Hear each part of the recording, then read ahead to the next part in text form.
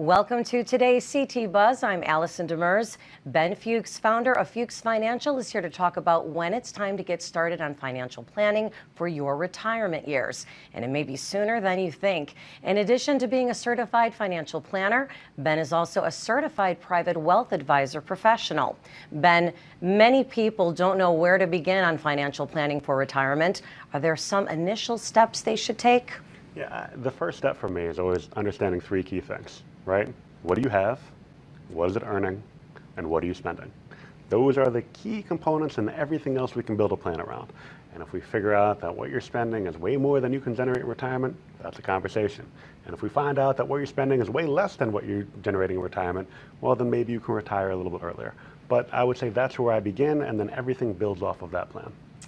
And what if someone feels unsure about their retirement finances, but they figure they'll just make do with what they have? Good idea or not so good idea? I mean, from my perspective, terrible idea. This is all that I do. So I think that it's great to have an understanding. But what we find is that a lot of people wait a long time to come in to see us because they have anxiety, or they don't feel like they have enough money, or they don't feel like they're ready, or one of a number of different reasons. Or people have been working with one advisor for 20 years, but they're not helping them with retirement. They help them grow the money, but they're not helping them with that transition. So there are a lot of reasons why somebody would begin to make that change, but I would not say to walk into retirement anxious. Let's get a checkup. Let's make sure that we have some quantitative analysis to understand, hey, you're good to go, don't worry about it, or not. I mean, listen, if I feel like I'm going to run out of money at 73 and my grandmother lived to 102, I want to understand that before I retire. What are the numbers? Let's make them work. Wonderful. So what are some of the questions that people may want to consider? Oh, I mean, there's a ton of questions in retirement, and everyone's different, right?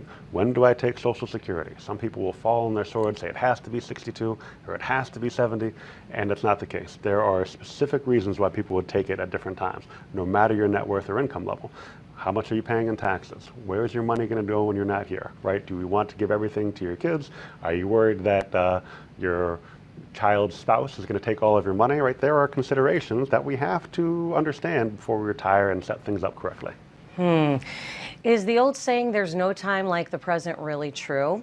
When should people start thinking about a retirement plan? Yeah, I'll take that and I'll run with that. I think that there is no time like the present. There's always an opportunity to improve, to look, to see where you are and to see how can I make this just a little bit better, or in some cases, a lot better. If we know when we want to retire or have some idea, we can at least begin goal planning around that. If you want to retire at 55, you want to retire at 85, I don't care.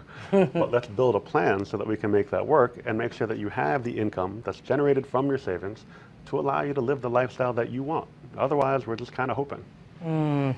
There have been some changes in federal tax law this year affecting everyone, but especially seniors, people who've retired or are about to soon.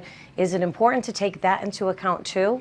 I would say one of the ads that I see probably most on Instagram, Facebook, etc., for the people in my industry are, taxes to a Roth conversion, and we don't need to get into that now because that's a greater conversation.